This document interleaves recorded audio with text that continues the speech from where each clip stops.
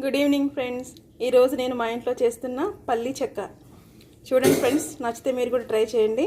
పల్లీలను అయితే ముందు ఇలా దూరగా వేయించేసుకొని కొద్దిగా చల్లారాక పొట్టు తీసుకుందామండి.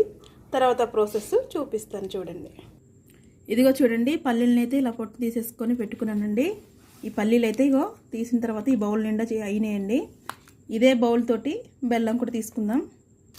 ఇదిగో చూడండి, బెల్లం కూడా ఇదే కప్పుతో తీసుకున్నానండి. పదండి పాకం రెడీ చేసుకుందాం.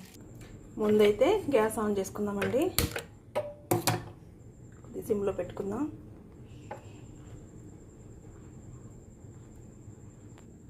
గ్యాస్ ఆన్ చేసుకున్నాం కదండి. ఇదిగో గిన్నె పెట్టేసుకొని ఫస్ట్ అయితే బెల్లం వేసుకుందాం. ఇందులో బెల్లం వేసుకున్న తర్వాత కొద్దిగా ఒక 2 స్పూన్స్ ఆఫ్ వాటర్ పోతాం, సరిపోతుందండి. బెల్లాన్ని అయితే ఇలా మంచిగా కరిగించేసుకోవాలండి.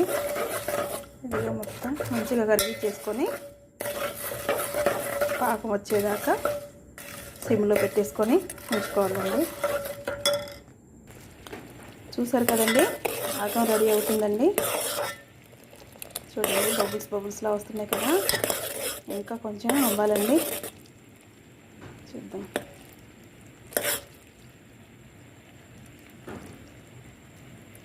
ఓ ప్లేట్లో వాటర్ పోసేసుకొని చూడండి, పాకం వచ్చిందో లేదో చూస్తానండి. ఇంకా రాలేదండి. ఇది కొంచెం గట్టిగా అవ్వాలి. ఇంకా టైం పడుతుందండి. ఒక 2 మినిట్స్ అయితే అయిపోతుంది.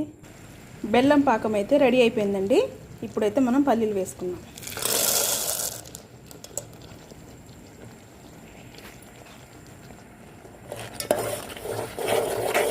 కలుపుకుందాం మంచిగా. ముందైతే ఒక ప్లేట్కి నెయ్యి రాసి పెట్టుకుందామండి. అంటుకోకుండా ఉంటుంది కదా కింద, అందుకే ముందుగా కొద్దిగా నెయ్యిని అప్లై చేసుకుందాం. చూడండి, ఇలా ప్లేట్ మొత్తం స్ప్రెడ్ చేసుకోవాలండి. నెయ్యిని కింద అంటుకోకుండా ఉంటుంది కదండి మనం అది వేసినప్పుడు. ఇది చూడండి, ఇలా మొత్తం మంచిగా అప్లై చేసుకోవాలండి. ఇప్పుడు